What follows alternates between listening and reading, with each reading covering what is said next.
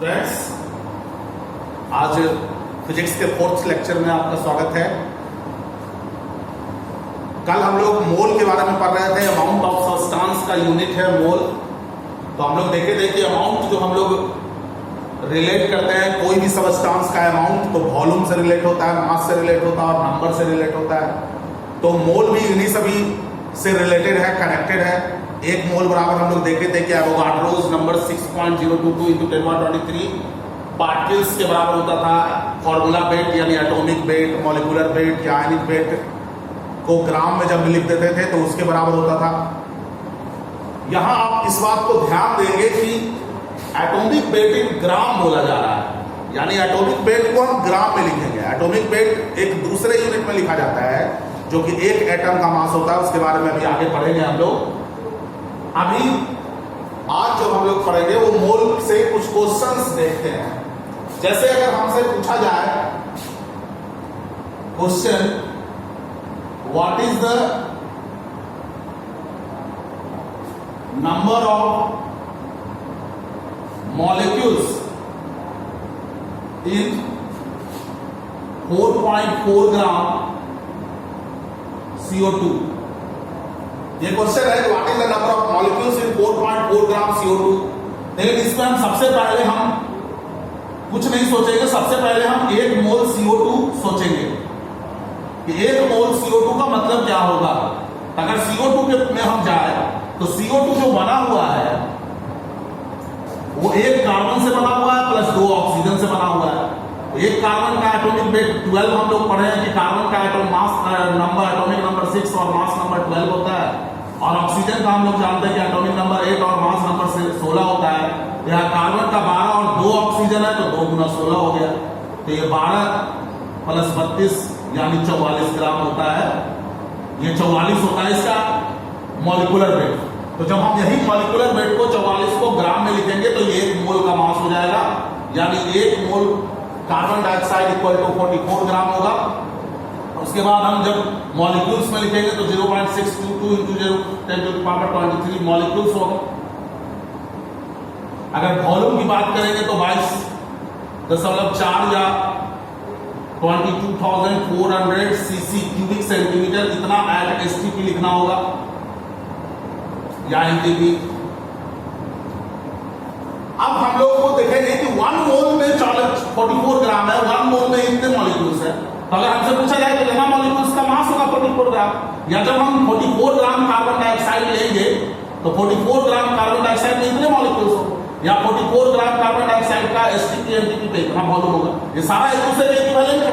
कल हम लोग बताए थे कि ये 3 जो साइन है वो इक्विवेलेंट का साइन है, मतलब कि इतना का मास इतना होगा, इतना का मास इतना होगा, इतना मास का इतना वॉल्यूम होगा STP।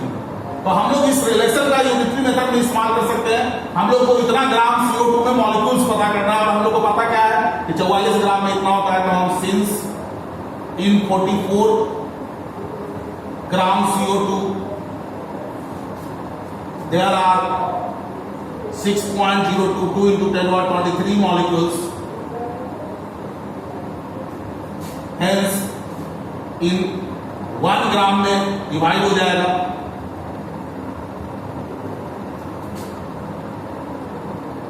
कितना मॉलिक्यूल, हेंस हम लोग को निकालना है 4.4 ग्राम में 6.022 × 10⁻23 बटा 44 × 4.4 इतना मॉलिक्यूल्स हो जाएगा। डिवाइड गुना 10 से कट जाएगा, 10 से मल्टीप्लाई करेंगे। अब ये 10 इसमें से जाके माइनस हो जाएगा नीचे है तो ये आ जाएगा 6.022 × 10⁻22 मॉलिक्यूल्स, यानी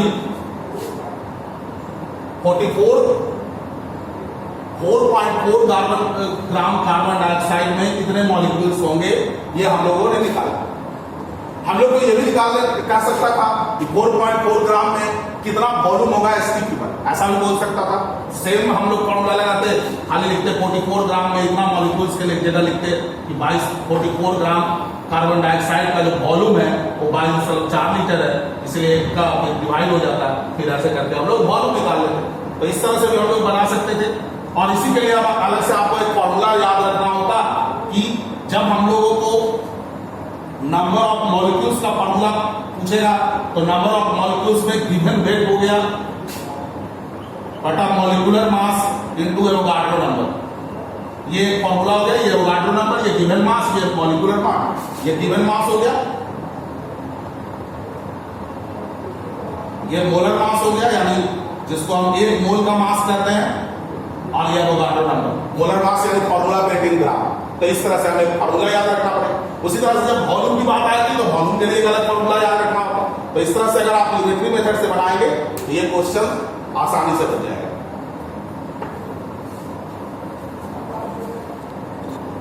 थोड़ा सा इसको ट्विस्ट कैसे किया जाएगा, रिलेट कैसे किया जाएगा दूसरे कंसेप्ट से। जैसे एक क्वेश्चन हम लोग लिखते हैं, व्हाट इज द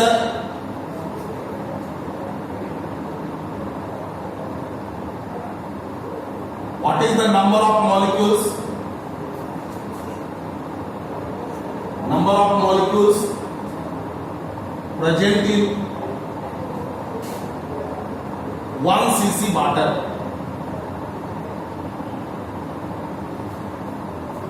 यहां पर एक इंटरेस्टिंग फैक्ट हम आपको बताएं कि वाटर का जब नेम आपसे पूछा जाता है, H2O का केमिकल नेम, तो कोई बोलते हैं कि डाई हाइड्रोजन ऑक्साइड है, कोई बोलते हैं डाई हाइड्राइड ऑफ ऑक्सीजन है,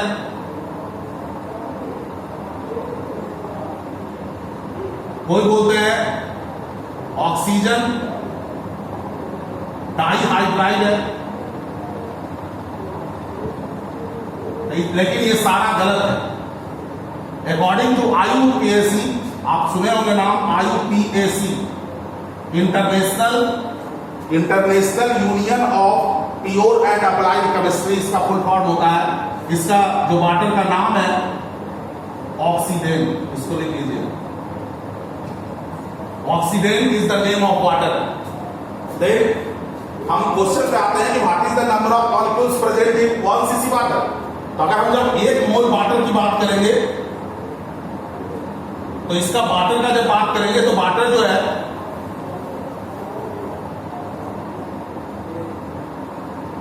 दो हाइड्रोजन से बना हुआ और एक ऑक्सीजन से बना हुआ। 2 हाइड्रोजन यानी 2 गुना हाइड्रोजन का एटॉमिक नंबर भी 1 होता है, मास नंबर भी 1 होता है। ऑक्सीजन का अभी पढ़े कि एटॉमिक नंबर 8 होता है और मास नंबर 16 होता है, तो ये हो जाएगा 18। तो जब वाटर का 18, तो हम 1 मोल H2O में 18 ग्राम H2O बोलेंगे, कि 18 ग्राम H2O लेंगे तो 1 मोल कहलाएगा, या 6.022 × 10⁻23 मॉलिक्यूल्स होगा। अब इसके लिए थर्ड रिलेशन तो लिखा नहीं जाएगा क्योंकि लिक्विड है। वाटर जो है जो लेवल होता है लिक्विड फॉर्म में, तो लिक्विड फॉर्म में अवेलेबल होता है, तो इसके लिए जब ये गैस फॉर्म में अवेलेबल होगा तब वो रिलेशन लिख सकते हैं। लेकिन अभी ये लिक्विड फॉर्म में, नॉर्मली जब कुछ नहीं कहा जाए तो जो भी चीज जिस फॉर्म में प्रेजेंट होता है उसी फॉर्म में उसको लिया जाता है। जैसे वाटर बोल रहा तो वाटर लिक्विड फॉर्म में अवेलेबल है, तो वाटर को हम लोग लिक्विड ही समझेंगे, तो इसके लिए थर्ड रिलेशन नहीं लिखाएगा। तो थर्ड रिलेशन नहीं लिखाएगा तो अब हम लोग को तो पता है 1 मोल H2O में 18 ग्राम और इतना मॉलिक्यूल्स, तो हम लोग बोल सकते हैं कि 18 ग्राम वाटर में इतने मॉलिक्यूल्स होंगे, या इतना मॉलिक्यूल्स का वेट 18 ग्राम होगा। तो इतना मॉलिक्यूल्स का वेट, अब यहां पर हम लोग को वॉल्यूम दिया हुआ है 1 cc मींस 1 सेंटीमीटर क्यूब। आपको हम बताएं कि 1 मीटर क्यूब वॉल्यूम का जो है, जो कि ऐसा यूनिट है, इसमें 1000 लीटर होता है और 10⁶ सेंटीमीटर क्यूब होता है। तो 1 लीटर में 1000 सेंटीमीटर क्यूब या 1000 सीसी, क्यूबिक सेंटीमीटर बोलते हैं उसको। तो ये लीटर किसको बोलते हैं? एक्चुअल में लीटर जो होता है वो डेसीमीटर क्यूब होता है। डेसीमीटर क्यूब को लीटर कहता है। तो अब जब हम लोग को मास से पता है रिलेशन है, यहां वॉल्यूम से रिलेशन दिया हुआ है, तो फिर हम लोग को दूसरा चीज सोचना होगा।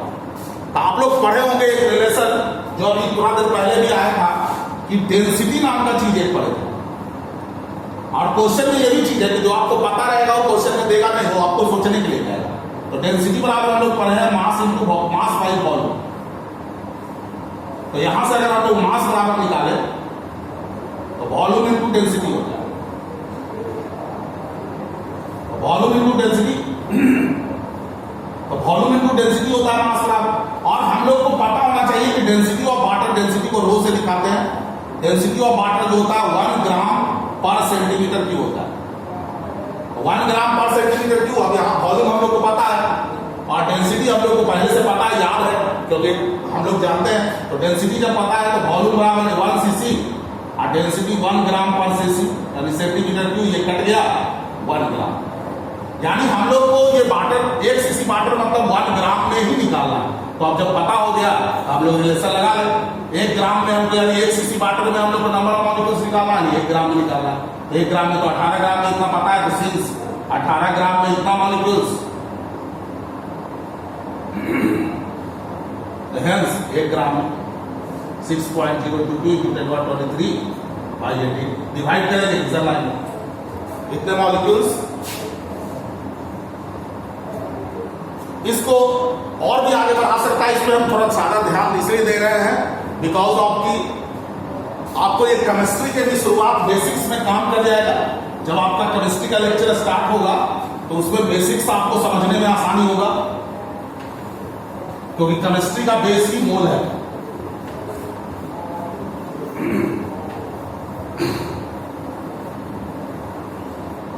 अब आते हैं जैसे अगर इस क्वेश्चन को और हम बना सकते हैं, जैसे मान लेते हैं कि आप लिखते हैं 1 मोल H2SO4, तो 1 मोल H2SO4 लेते हैं। जब हम H2SO4 की बात करते हैं, ये 2 हाइड्रोजन एटम से बना, 1 सल्फर से बना और 4 ऑक्सीजन एटम से बना।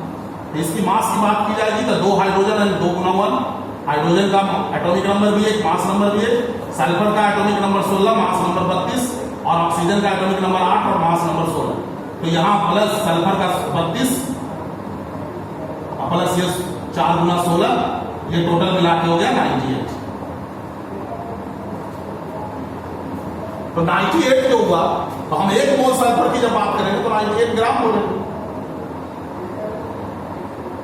अगर हम बात करें कितने मॉलिक्यूल्स की, क्योंकि ये कंपाउंड है, आपको पता है एटम से मिलकर बना हुआ कंपाउंड है, तो इसमें मॉलिक्यूल्स ही लिखा जाएगा। तो 6.022 × 10⁻23 मॉलिक्यूल्स। और इसको आगे भी हम इसमें तो वॉल्यूम वाला रिलेशन दिखाया है, क्योंकि H2SO4 हम लोग जानते हैं कि एसिड है और एसिड जनरल वे में लिक्विड रूप में पाया जाता है। जब ये गैस H2SO4 हर एक सबस्टांस का जो है जो कि सॉलिड लिक्विड और गैस में पाया जाता है। तो अगर H2SO4 गैस की बात की जाएगी तब वो स्टैंडर्ड कंडीशन में बोला जा सकता है कि वो 22.4 लीटर होगा, लेकिन स्टैंडर्ड कंडीशन में लिक्विड में ही पाया जाता है। तो स्टैंडर्ड कंडीशन जो हम लेते हैं 25 स्टैंडर्ड कंडीशन एक लिया जाता है जो रूम टेम्परेचर 25 डिग्री सेल्सियस या 0 डिग्री सेल्सियस और 1 एटमॉस्फेरिक प्रेशर, ये सब को स्टैंडर्ड कंडीशन माना जाता है। तो उसमें ये लिक्विड स्टेट में पाया जाता है। तो लिक्विड स्टेट में पाया जाता है, तो इसलिए हम सिंपली इसके लिए वो वाला वॉल्यूम वाला रिलेशन नहीं लिखेंगे। तो 1 मोल H2SO4 में 98 ग्राम और ये मॉलिक्यूल्स हो गए। अब इसको और एलेबोरेट कर सकते हैं। अब जब एक मॉलिक्यूल H2SO4 की बात हुई, तो एक मॉलिक्यूल H2SO4 में 2 हाइड्रोजन एटम, 1 सल्फर और 4 ऑक्सीजन एटम। तो अगर टोटल नंबर ऑफ एटम्स की बात करें तो कितना एटम है? 4, 1, 5 और 2, 7, 7 एटम्स है नहीं टोटल। तो 7 एटम्स एक मॉलिक्यूल में। 98 ग्राम में हमारे पास कितने मॉलिक्यूल्स है? इतना मॉलिक्यूल्स है। तो हम बोल सकते हैं कि 7 × 0 6.022 × 10⁻23 एटम्स, क्योंकि एक में कितने एटम्स है? 2, 1, 3, 4, 3, 7। और अगर हमको सिर्फ पूछा जाए ऑक्सीजन, तो एक में 4 ऑक्सीजन एटम है, तो सिर्फ ऑक्सीजन एटम के लिए हम लोग इतना लिखा होगा 23 एटम्स। फिर ऑल्सो अगर सल्फर के लिए बात करेंगे तो 1 ही है, एक में एक ही है, तो इतना में इतना सल्फर एटम्स, ये ऑक्सीजन एटम्स, ये सल्फर एटम। और हाइड्रोजन की बात करें तो 2 गुना।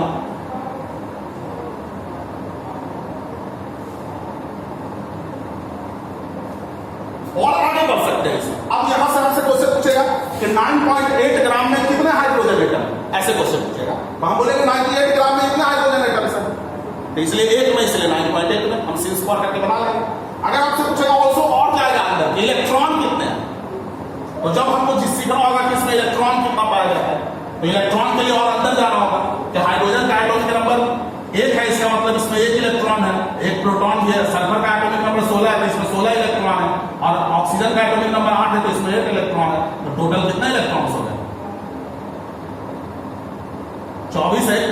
इलेक्ट्रॉन हो गया, तो 25 इलेक्ट्रॉन हो गया एक, सॉरी ये सिर्फ एक हाइड्रोजन एक साथ एक ऑक्सीजन की बात है। तो हमारे पास है कितना, 2 हाइड्रोजन है ना, तो 2 हाइड्रोजन है तो 2 गुना एक में तो एक इलेक्ट्रॉन है, 2 है, सल्फर तो एक ही है, आप कितना 8 32, यानी 32 प्लस 16 प्लस 2 ये कितना हो गया 50 इलेक्ट्रॉन हो गया एक H2SO4।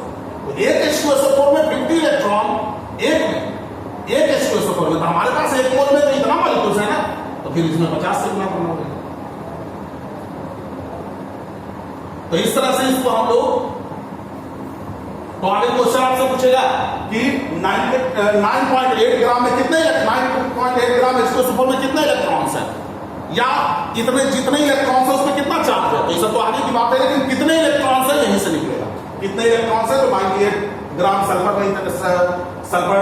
सल्फ्यूरिक एसिड में 9.98 ग्राम सल्फ्यूरिक एसिड में इतने इलेक्ट्रॉन्स हैं, तो 1 में तो 9.8 को इस तरह से निकाल सकते हैं कि 98 ग्राम H2SO4 contains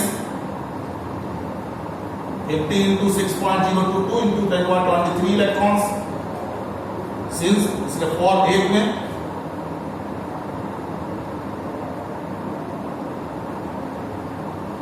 hence 9.8 ग्राम।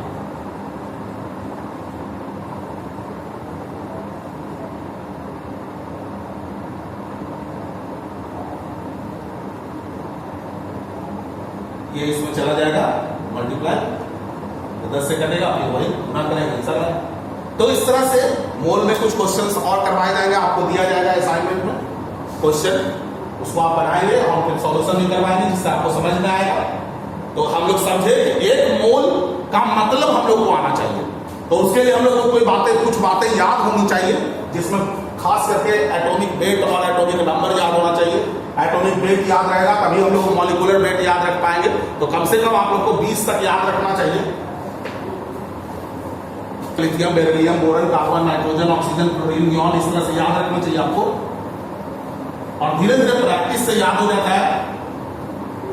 ये थी बात मोल की, इस पर कुछ प्रैक्टिस भी कराया जाएगा, आपको दिया जाएगा, आप उसको बनाएंगे।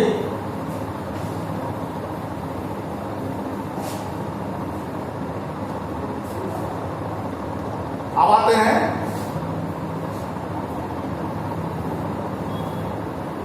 नेक्स्ट जो है 2 बच गया, हम लोग बारी बारी से सारे स्टैंडर्ड्स का स्टडी किया जो कि फंडामेंटल क्वांटिटीज थे। अब 2 सप्लीमेंट्री क्वांटिटीज रह गया, पहला प्लेन एंगल,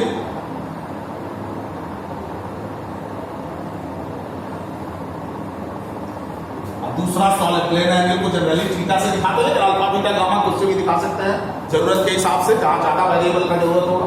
तो सबसे पहले आता है प्लेन एंगल। तो प्लेन मतलब क्या समझते हैं?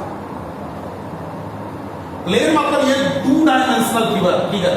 प्लेन मतलब जब भी आपसे पूछा जाए तो आप ये डिफिनेशन लिखेंगे 2 डायमेंशनल फिगर, यानी सिर्फ जिसमें लंबाई एंड चौड़ाई हो, which has only length and breadth। यानी सबसे पहले तो यहां है 2 डायमेंशनल। तो डायमेंशनल क्या है? तो आप पढ़े होंगे कि there are 3 axis, X Y and Z axis. X axis this, Y axis this, and this is Z axis. मेरा पेन, ये मेरा पेन जेड एक्सिस है। तो आप देख रहे हैं कि हमारे पास 3 एक्सिस है, या इसको आप कह सकते हैं 3 नंबर लाइंस।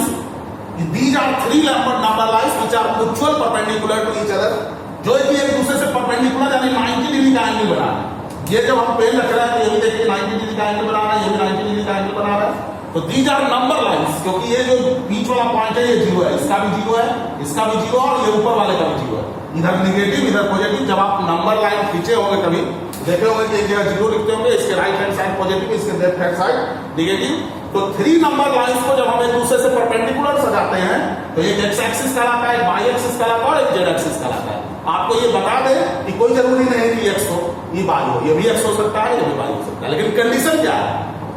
तीनों में कोई भी एक्स हो सकता है, तीनों में कोई भी वाई हो सकता है। लेकिन कंडीशन है कि उनके बीच 90 डिग्री का एंगल होना चाहिए।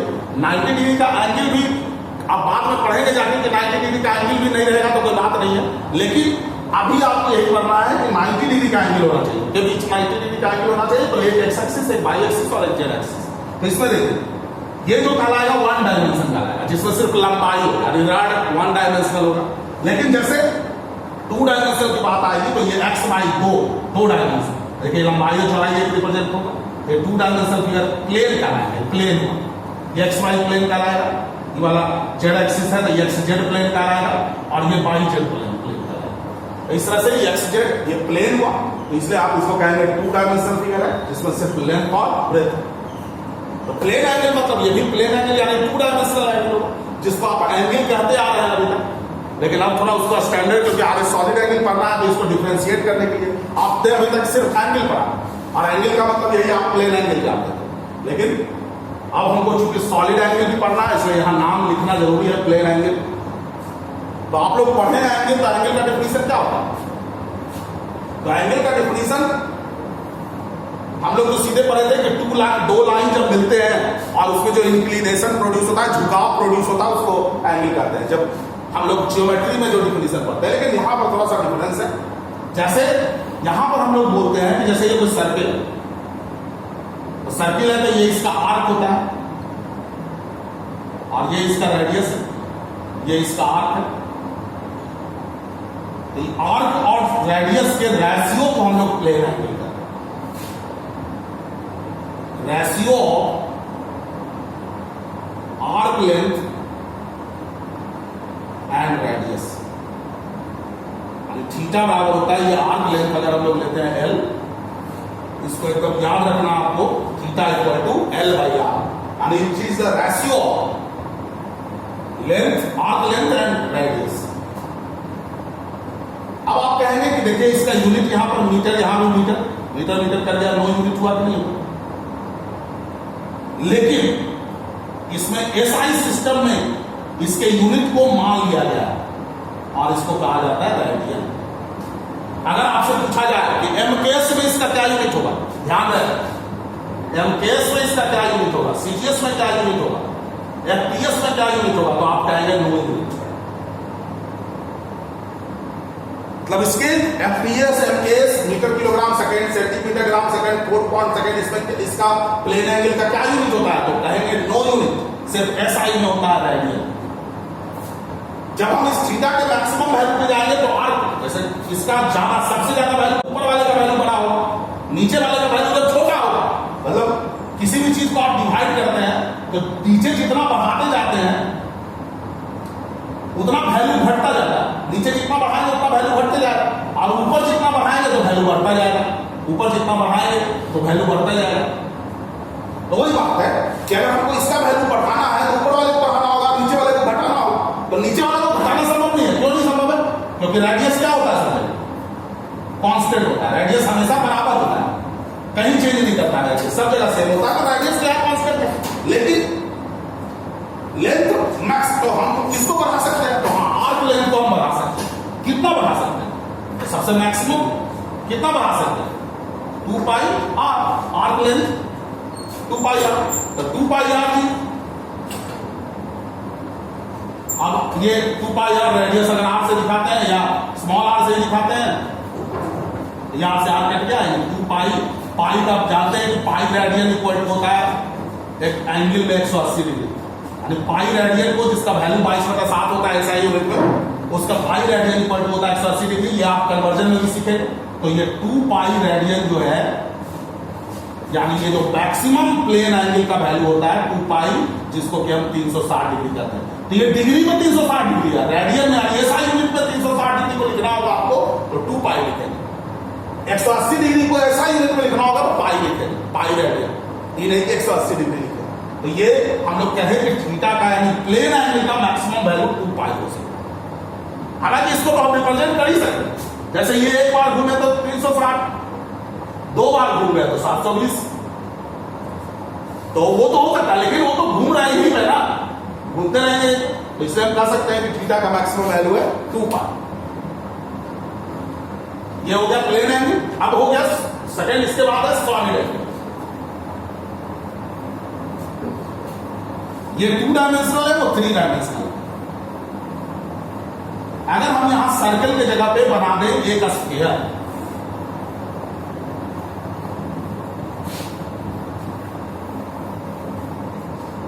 सर्कल ये अभी बनाए थे तो जो 2 डायमेंशनल फिगर था, स्फीयर कैसा फिगर, 3 डायमेंशनल फिगर में इसमें लंबाई चौड़ाई ऊंचाई तीनों है, जैसे क्यूब क्यूबॉइड ये सब 3 डायमेंशनल फिगर।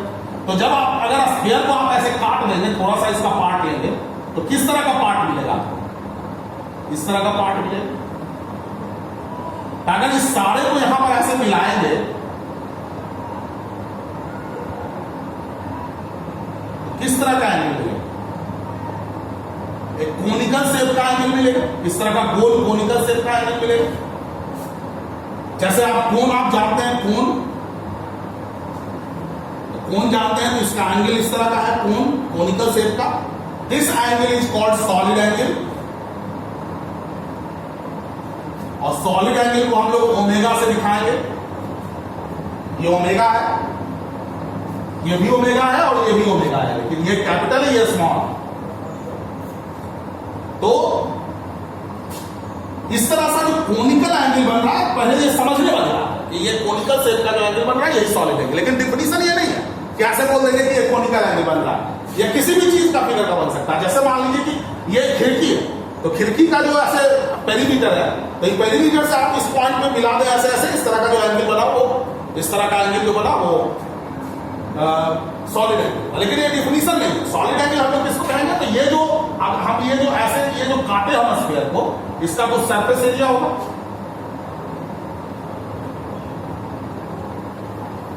और ये रेडियस तो है ही।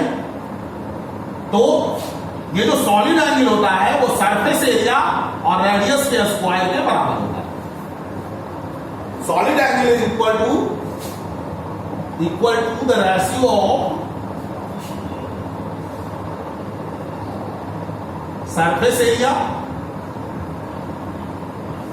To the square of radius, square of radius, यानी रेडियस का स्क्वायर और सरफेस एरिया के रेशियो के बराबर होता है। तो यहां अगर आप यूनिट देखें तो ऊपर में एरिया का क्या होता है, लंबाई गुना चौड़ाई मीटर स्क्वायर, और नीचे भी मीटर का स्क्वायर। रेडियस को मीटर में नापेंगे, कट जाएगा दोनों, नो यूनिट आएगा। लेकिन इन एसआई सिस्टम में इसका भी यूनिट मान लिया गया है और इसको कहा जाता है स्केलर एंगल।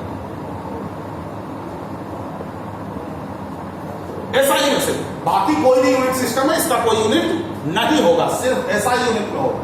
तो सॉलिड एंगल आप समझे कि ये सरफेस जो सरफेस है और उसका जो ये रेडियस का, उसके सरफेस एरिया और रेडियस के स्क्वायर का रेशियो। अब इसके मैक्सिमम वैल्यू की अगर हम बात करें, यहां भी रेडियस तो कांस्टेंट ही होगा, एरिया को ही मैक्सिमम करना होगा, रेडियस तो सब जगह सेम ही होगा। एरिया को मैक्सिमम कितना कर सकते हैं, तो पूरा सरफेस का एरिया ले सकते हैं सबसे ज्यादा। तो सरफेस का एरिया सबसे ज्यादा कितना होता है, 4 पाई आर स्क्वायर। यहां से आर कट गया, कितना होगा, 4 पाई।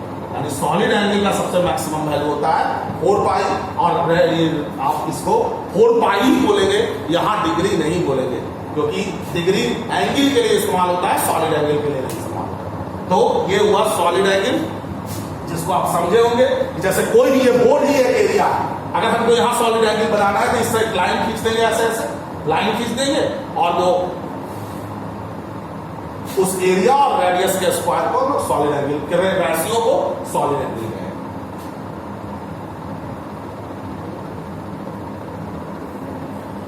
1 नैनोग्राम 10⁻⁹ ग्राम किसी भी चीज के लिए इस्तेमाल आप कर सकते हैं।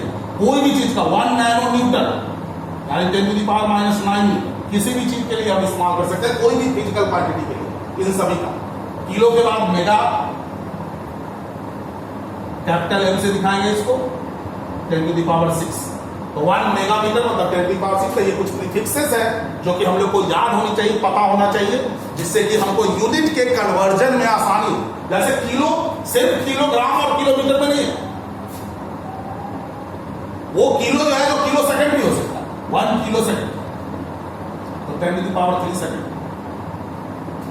एक बात यहां फिर से हम याद दिला दें कि किलोग्राम एक ऐसा यूनिट है, एक ऐसा यूनिट है जिसमें कि प्रीफिक्स लगा हुआ, विच इंक्लूड्स ए प्रीफिक्स।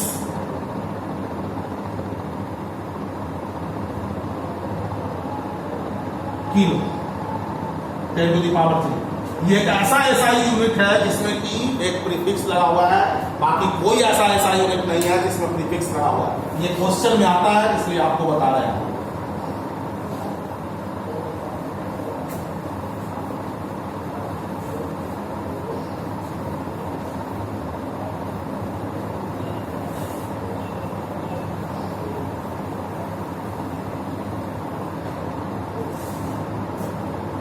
इसके बाद सबसे पहले जो आता है,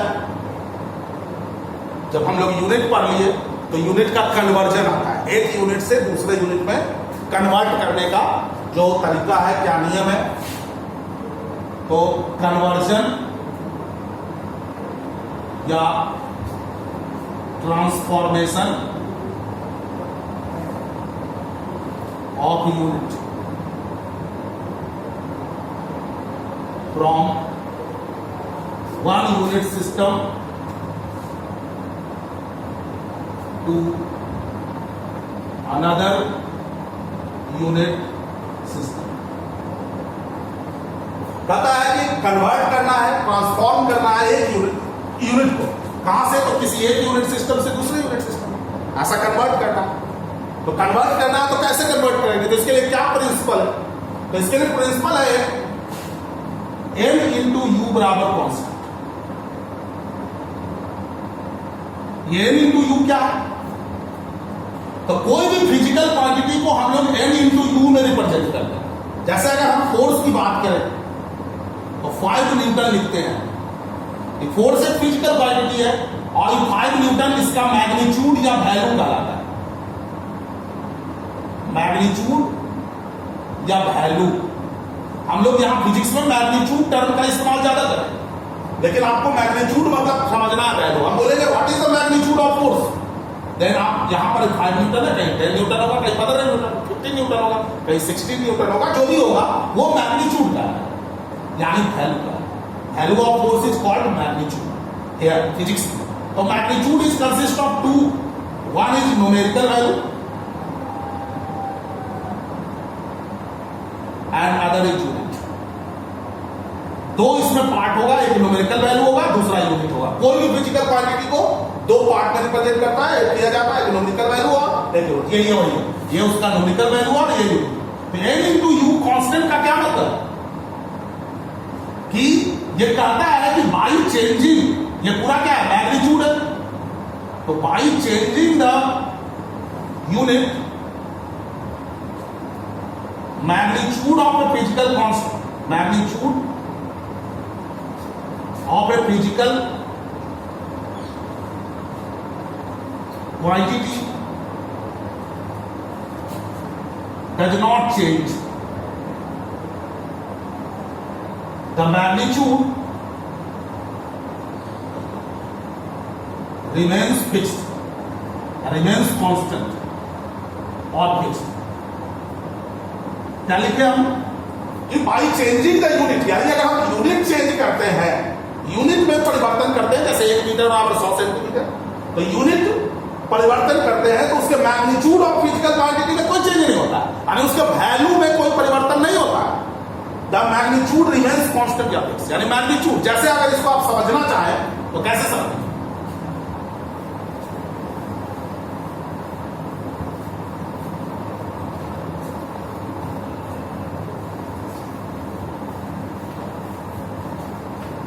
तो जस्ट समझिए क्या, वो हम कहे कि एक दुकान से जाइए और 1 किलोग्राम चीनी खरीदते हैं, और दूसरे दुकान से जाइए उससे 1000 ग्राम चीनी खरीदते हैं। क्या दोनों का मैग्नीट्यूड अलग होगा, अमाउंट अलग होगा? एक जगह आपको दूसरा अमाउंट का चीनी मिलेगा, दूसरी जगह दूसरे अमाउंट का, कि दोनों जगह अमाउंट फिक्स होगा, फिक्स होगा। यानी यहां भी ये इंटू यू, अगर मान लेते हैं एक यूनिट सिस्टम है, यहां n1 न्यूमेरिकल वैल्यू है, फर्स्ट यूनिट सिस्टम है, ये यूनिट है फर्स्ट यूनिट, और दूसरा ये n2 और u2, यानी ये n2 जो हो गया numerical value in second unit system, यानी ग्राम वाला, ये हो गया mks बोल सकते हैं इसको, या SI बोल सकते हैं, क्योंकि किलोग्राम mks में भी इस्तेमाल होता है, मीटर किलोग्राम सेकंड है, SI में भी mks तो इंक्लूड है, और ये CGS हो गया, और ये यूनिट है CGS। यानी अगर आप कहें कहीं से 1 मीटर कपड़ा खरीद के लाए और दूसरे जगह से 100 सेंटीमीटर लाए, क्या अलग होगा? नहीं होगा। क्यों? क्योंकि मैग्नीट्यूड फिक्स है, वैल्यू फिक्स है। तो ये जब फिक्स है तो ये सेम ही होगा। तो जब भी आपको यूनिट का कन्वर्जन करना होगा तो आप n इंटू यू बराबर कॉन्स्टेंट लिख सकते हैं। और n इंटू यू बराबर कॉन्स्टेंट का क्या मतलब होता है? n इंटू यू बराबर कॉन्स्टेंट का मतलब होता है कौन सा रिलेशन है? ये कभी पढ़े हैं रिलेशन, इनवर्स रिलेशन और direct relation.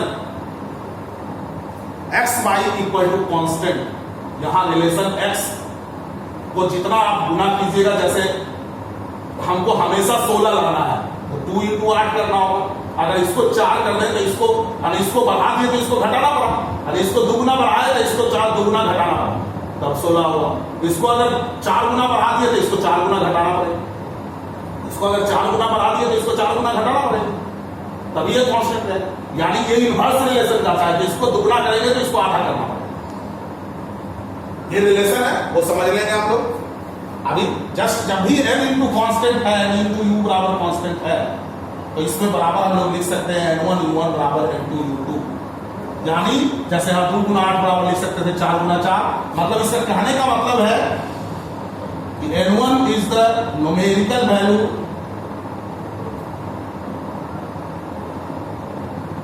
in first unit system, u1 is the unit of first unit system, n2 is numerical value in second unit system, और U2 is unit of second unit system. Just like example, we have to convert 5 kilometer into centimeter. Convert 5 kilometer into centimeter. That means हमको N1 पता है, U1 भी पता है, यहां U2 पता है लेकिन N2 पता नहीं है। हम लोग लिखेंगे N1 U1 बराबर N2 U2। N1 is 5, U1 is kilometre, N2 हमको पता है, निकालना है और पता करना है, और सेंटीमीटर U2। अब हम इसको तोड़ देंगे। किलो का मतलब अभी हम लोग पढ़े थे 10 टू द पावर 3, सेंटी का मतलब अभी हम लोग पढ़े थे 10 टू द पावर -2। मीटर से मीटर कैंसिल हो गया। n2 इक्वल टू हो गया 5 इंटू 10 टू द पावर 3। अब ये इधर मल्टीप्लाई में है तो इधर जाके क्या में हो जाएगा? डिवाइड में। तो ये हो जाएगा -2 पर जाके क्या हो जाएगा? +2। पढ़े है ना कभी? a पे पावर m बटा a पे पावर n बराबर होता है a पे पावर m -n। तो अगर यहाँ पे a पे पावर m है, यहाँ पे a पे पावर -n है, तो ये ऊपर जाके -n होगा जो कि प्लस हो जाएगा। तो यहां पर ये -2 पर जाके प्लस हो जाएगा। तो प्लस कितना हो जाएगा? 5। यानी n2 equal to 5 into 10 to the power 5 आया। हम लोग यही नहीं रुकेंगे, फिर इसको हम लोग लिखेंगे कि 5 kilometre equal to 5 into 10 to the power 5 centimetre. तो इस तरह से हम लोग और भी इस पे क्वेश्चन करेंगे और भी आगे इसको बनाएंगे। लेकिन थोड़ा सा हम लोग रिलेशन यहां देख लेंगे कि ये डायरेक्ट रिलेशन क्या है, इनवर्स रिलेशन क्या है। डायरेक्ट रिलेशन क्या है, तो अब आज का लेक्चर इतना ही। कल हम लोग पढ़ेंगे कि डायरेक्ट रिलेशन क्या है और इनवर्स रिलेशन क्या है। Thank you.